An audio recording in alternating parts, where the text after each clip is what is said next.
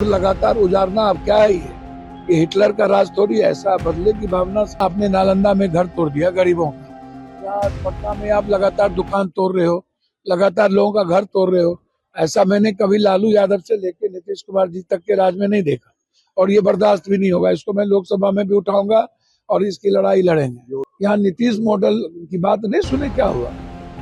यहाँ कौन मॉडल? ये बिहार है, ये कर्पूरी ठाकुर जेपी और लोहिया का बिहार है, ये हिटलर का बिहार नहीं है। नेता पदाधिकारी और जमीन माफिया मिल करके इस तरह की हरकतें शुरू किया है ताकि जमीन पे कब्जा किया जा सके। नमस्कार, लाइव बिहार देख रहे हैं आप। आपके साथ मैं स्नेहा गुप्ता। आज कांग्रेस समीक्षा बैठक करेगी और इस बैठक में जो हारे हुए प्रत्याशी हैं उनसे बात करेगी। लगातार जिस तरीके से महागठबंधन की करारी हार हुई और कांग्रेस की अगर हम बात करें तो 61 सीटों में सिर्फ 6 सीटें आई। ऐसे में आज दिल्ली में बैठक है और इस बैठक में भागे भागे पप्पू यादव पहुंचे हैं। क्या कुछ कहना है पप्पू यादव, पहले आप इस वीडियो पर नजर डालिए। बैठक होगी, इन्होंने क्या दायित्व को मजबूती से निभाया, जिम्मेदारी को किस अच्छे तरीके से लिए, तो आज कैसे चोरी की गई, कैसे आम जनता के अधिकार को छीने गए, कैसे एसआईआर को लेकर के चुनाव आयोग ने गड़बड़ी की या चुनाव आयोग ने लड़ा, इस मुद्दों को लेकर के सारी बैठक होगी और लड़ाई बहुत बड़ी होगी। बिहार में से तो पर ही इस्तीफा की मांग कर रहे हैं प्रदेश कांग्रेस के ही नेता जो विरोध में आ गए हैं। देखिए, हमको तो समझ में नहीं आता। ये मुद्दा है डिसिप्लिन कमेटी का या ये मुद्दा शीर्ष नेतृत्व का। मैं इसमें कहीं नहीं आता हूँ। लोकतांत्रिक व्यवस्था में ये चलता रहता है, लेकिन जो लोग इस्तीफा मांग रहे हैं उन्हें अपने गिरेबान में भी झांकना चाहिए, अपने दायित्वों का भी और जिम्मेदारी का एहसास करना चाहिए और उचित प्लेटफॉर्म पर वो मांगना भी चाहिए। सर, 2 दशक से राबड़ी देवी के आवास नहीं, ये तो गलत है, ये मैं नहीं मानता।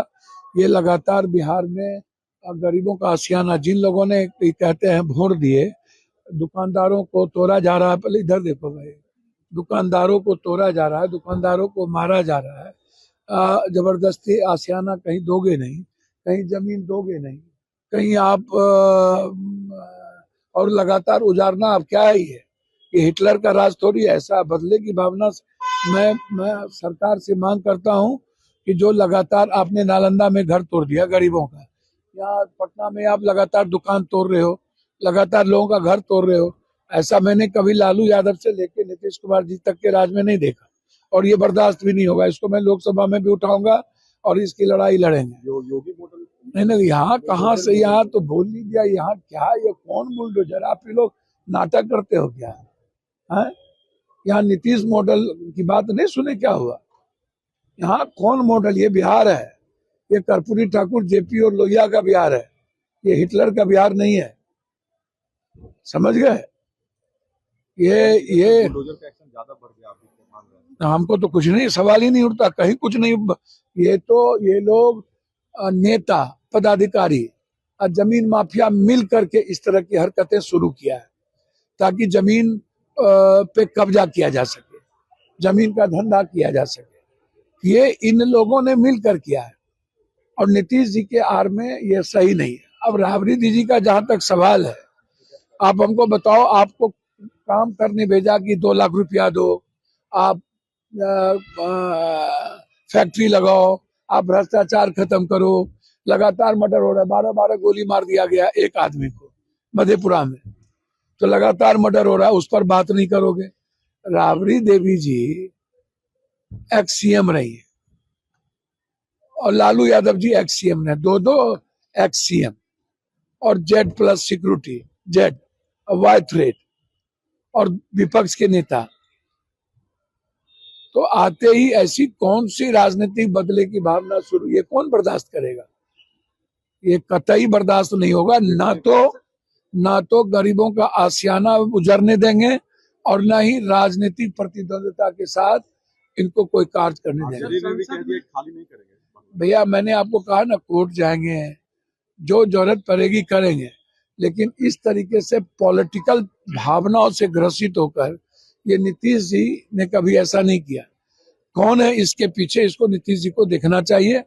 और इससे गरीबों में आक्रोश है और इस तरह की किसी भी कृत्य का हम विरोध करें। सर, संसद में अब जय हिंद और वंदे मातरम नारे पर प्रतिबंध की बात कही जा रही है सर। अच्छा, एक बात बताइए, कोई नारा, सब स्वतंत्र, अपना अपना नारा सब लगाए।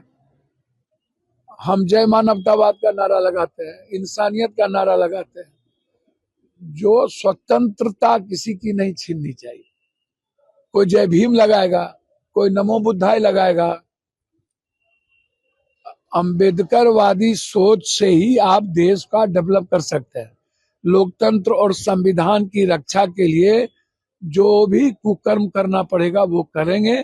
1 तारीख से सदन में ये मुद्दा उठेगा और हम ऐसी किसी भी फालतू बातों पे नहीं जाएंगे कि वो नारा, सबको नारा लगाने की स्वतंत्रता है और किसी की किसी जाति धर्म मजहब को ठेस ना पहुंचे। अब ये कौन है, रामभद्रा विभद्रा, वो बोल दिया सोनिया गांधी माप, इस तरीके से टिप्पणी और बोल दिया कि अरे भैया विश्व गुरु तब ना बनेगा जब एक एक घर पढ़ लेगा। और जब इकोनॉमी हम अफ्रीका से भी नीचे आ गए, 100 रुपया और 150 रुपया वैल्यू है, इस पर बात ही नहीं करेगा वो। हमारी इकोनॉमी पर बात करो ना कि दुनिया में इकोनॉमी सस्टेन कैसे होगा। और एक आदमी बोल दिया आरक्षण खत्म करो, खत्म करिए, सब जात का एक दूसरे जात में शादी ब्याह शुरू करिए। हिंदू में जितना Dalit, ST, SC, EBC, OBC, upper caste, backward, forward सब खत्म करिए। और जिसकी जितनी जनसंख्या भागीदारी कर दीजिए। मंदिर, मस्जिद, गुरुद्वारे, चर्च से कोई देश तरक्की किया गया?